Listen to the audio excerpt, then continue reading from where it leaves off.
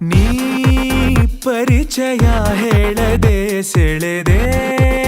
ಉಸಿರನು ಮೆಲ್ಲಗೆ ನಾ ಹೊರಟರು ಎಲ್ಲಿಗೆ ತಲುಪೋ ತಾಣನೆ